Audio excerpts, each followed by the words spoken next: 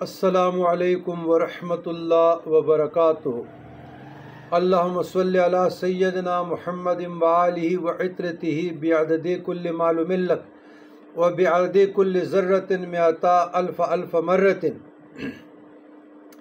استغفر اللہ الذی لا الہ الا هو الحی القیوم واتوب الیہ۔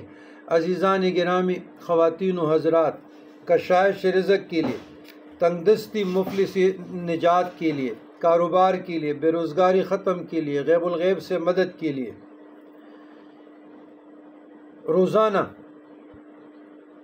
یا غنی و یا مغنی 1111 مرتبہ، اول آخر 11 مرتبہ درود شریف، صبح کے نماز کے بعد یا رات کو یا عصر اور مغرب کے درمیان۔ جو شخص بھی یہ وظیفہ پڑھے گا اس کے مال میں اللہ برکت عطا فرمائیں گے، وہ انشاءاللہ کسی کا محتاج نہیں رہے گا۔ جو شخص ظاہری یا باطنی مرض یا بلا یا گناہ میں گرفتار ہو، وہ اپنے تمام اعضاء اور جسم پہ یا غنی ہو یا مغنی ہو پڑھ کر دم کریں، انشاءاللہ نجات پائے گا اس بلا سے۔ وہ باطنی امراض مجموعہ ہے، تو ظاہری اور باطنی کشائش رزق کے لیے یہ دستغیب کی تاثیر رکھنے والے اذکار ہیں۔ اللہ تعالیٰ عناف عطا فرمائیں گے، غنی کرے گا، لیکن کوشش کیجیے کہ یہ صبح کی نماز کے بعد پڑھے یا عشاء کے نماز کے بعد یا عصر و مغرب کے درمیان، تو انشاءاللہ تعالی کشائش رزق عطا ہوگی، بند دروازے کھولیں گے۔ اور یہ ہمارے خاندان قادریہ میں پڑھا جاتا ہے 1111 مرتبہ۔ بعض لوگ 1100 پڑھتے ہیں، لیکن 1111 مرتبہ آپ رکھ لیں، صدق کے دل سے قبول کریں، نیت خالص رکھیں، بے شک رزق کی فراخی کے لیے پڑھیں۔ ضروریات زندگی میں سے ہے، تنگ دستی مفلسی نہیں ہونی چاہیے۔ جس کے پاس مکان نہیں ہے ان کا حق، جس کے پاس گاڑی نہیں ہے یہ بھی حق، جس کے پاس گھر نہیں ہے یہ بھی حق، جس کے پاس دولت کی فراوانی نہیں ہے یہ بھی حق ہے، جس کے پاس گھر میں اشیاء ضروریات زندگی کے لیے بیڈ نہیں ہے یا قالین نہیں ہے، فریج نہیں ہے، ڈی فریزر نہیں ہے، جو آسائش ہیں آج کل روزمرہ زندگی ریلیٹڈ جو ہمارے لائف کے ساتھ ہے، یہ دنیا نہیں ہے، یہ ضروریات زندگی ہے۔ کوئی حج کے لیے جانا چاہتا ہو، عمرے کے لیے جانا چاہتے ہو، مزارات کے لیے جانا چاہتا ہو، کسی کے دل میں تمنا ہے کہ میں دکھی دلوں کا مداوع کروں، کسی کا خدمت کروں، اللہ مجھے توفیق دے، کسی غریب کی، حقدار کی، بیوہ کی، مسکین کی، یتیم کی، اپنے مشائخ کی خانقاہ کی، لنگر کی، ادھر بہت لوگ کھانا کھاتے ہیں، آتے ہیں، دادرسی ہوتی ہے، مسجد کی کروں، مدرسے کی کروں، سفید پوش لوگ جو قرضوں کے تلے دبے ہوئے ہیں، کسی کو کپڑے دے دوں، کسی کو جوتا دے دوں، کسی کو دوائی دے دوں، یہ تمام ضروریات زندگی ہے، اور یہ دنیا میں نہیں آتی۔ دنیا حضرت جمیل ہے، دنیا بڑی خوبصورت ہے، لیکن جو دنیا کی تعریف لوگ کرتے ہیں نا وہ ناسمجھ ہے۔ دنیا ہے تو آپ کو محمد رسول اللہ صلی اللہ علیہ وسلم کی امتی ہونے کا شرف عطا ہوا۔ دنیا وجود میں آئی تو کعبۃ اللہ اور مابعد المبعد محمد رسول اللہ صلی اللہ علیہ وسلم کی قدم بوسی کا شرف، سلام کا شرف، صفا مروہ، مزدلفہ، عرفات، منا، رکن یمانی، حجر اسود، طواف، عمرہ، حج، قرآن مجید، 5 نمازیں، نکاح، اولاد، ربوبیت کی پہچان، رمضان المبارک جیسا مقدس مہینہ، اور درود شریف جیسا اعلیٰ افضل عمل، یہ کس کی وجہ سے ملا؟ دنیا تو دنیا اتنی ماڑی بھی نہیں ہے جو آپ لوگ دنیا کی تعریف کر رہے ہیں.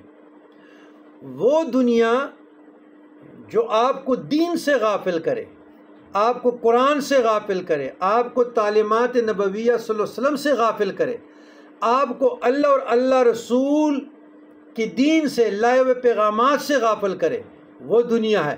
اور اس دنیا کی معنی مردار کے ہیں. تو ہمارے اکابرین میں مثلا خواجہ عبید اللہ احرار رحمۃ اللہ علیہ کہ گھوڑے کے سم بھی سونے کے ہوتے تھے، لیکن دیکھو وہ خود بلا مکانی تھے. تو بات یہ ہے کہ دنیا کی معنی یہ ہے جو میں نے کر دی. دنیا بڑی خوبصورت ہے، بہت لذیذ ہے، لیکن اس کو سمجھنا پڑے گا. یہ جو آپ کو پیارا جسم ملا ہے، تو اگر دنیا نہ ہوتی تو رب کی ربوبیت کی پہچان کیسے ہوتی؟ من عرفا نفسہ کی پہچان کیسے ہوتی؟ اور افضل البشر جد الحسن والحسین علیہ الصلاۃ والسلام کے ہم امتی کیسے ہوتے؟ پھر جل القدر صحابہ، محدثین، فقہاء، مشائخ کے قدم بوسی کا شرف کیسے ملتا؟ والدین کی پاکیزہ رشتہ کا شرف کیسے ملتا؟ نکاح جیسے مقدس رشتے، پاکیزگی والا رشتہ کیسے ملتا؟ اولاد کیسے ملتی؟ بیٹا بیٹی کا کیسے ملتے؟ بہن کیسے ملتی؟ ماں باپ، بہن بھائی، بھتیجے بانجے، ریلیٹڈ آپ کا جو کنبہ ہے، یہ پہچان کے لیے ہے نا جی. تو یہی تقویٰ کی نشانی ہے. لیکن آپ اللہ سے غافل نہ ہوں، اللہ کے احکام سے غافل نہ ہوں، اور تاجدار کائنات صلی اللہ علیہ وسلم کی تعلیمات سے غافل نہ ہوں. مشائخ عظام، پیران عظام، علماء زمانہ، محدثین زمانہ، فقہائے زمانہ، معصومین زمانہ کے احکام و فرامین سے آپ غافل نہ ہو، تو آپ دین میں رہیں گے. ہر وہ کام جو آپ اللہ کے لیے کریں گے تو وہ دین ہے نا، عبادت ہے. مسجد بنائے عبادت ہے، کسی کی خدمت کرے عبادت ہے، معاشرے کے پیسے ہوئے لوگوں کو اٹھائے جہاد اکبر ہے. سوسائٹی میں اپنا حصہ ڈالتے رہیں، لوگوں کی طرف نہ دیکھیں. معاشرہ بربادی کی طرف جا چکا ہے. اور میں آج کل یہ موبائل کو تشبیہ دے رہا ہوں دجال. اگر خیر کے لیے یوز کرتے ہیں تو ٹھیک، اگر شر کے لیے یوز کرتے ہیں، جس طرح سنیپ چیٹ ہے، پلانا پلانا پلانا، اس میں جو لڑکے اور لڑکیاں نوجوان جنریشن ساری رات اپنے ہیں یا غیر ہے اس مرض میں مبتلا ہے. تو بندے خدا یہ موبائل اچھائی کے لیے بھی استعمال کرے نا. اس میں آپ تفاسیر ڈاؤن لوڈ کریں، اس میں آپ فقہ ڈاؤن لوڈ کریں، اس میں احادیث کریں، ساتھ ساتھ اپنے اسٹڈی کی کتابیں بھی کریں، اور جو دنیا کے وسائل ہے، ذرائع اس کے پہنچنے تک بھی آپ کوشش کریں. تو دعا ہے کہ ہمارے بس میں جو ہے اسی طریقے سے قطرے قطرے ڈالتے رہیں. مایوس نہیں ہونا. لا تقنطوا من رحمت اللہ، اللہ کی رحمت سے کبھی بھی مایوس نہیں ہونا. دل کو خوف سے خالی کرو، مستقیم ہو جاؤ، مستقیم ہو جاؤ. انشاءاللہ جو استقامت سے رب کی قرب الہی بھی ملے گی، اور بزرگان دین کے وسیلے سے اللہ تبارک و تعالیٰ علم شریعت اور علم عبارت دونوں علوم سے ہمیں آراستہ کریں گے. نیت خالص ہونی چاہیے. نیت اور علم کے درمیان نو ملاوٹ. اگر آپ مکسنگ کریں گے نا، دنیا کے لیے کریں گے، شہرت کے لیے، نمود کے لیے، نمائش کے لیے، مخلوق سے دور ہو جائیں گے، تو پھر ملاوٹ آ گئی. جب ملاوٹ آ گئی تو آپ خسران میں چلے گئے. والسلام علی من اتبع الہدی.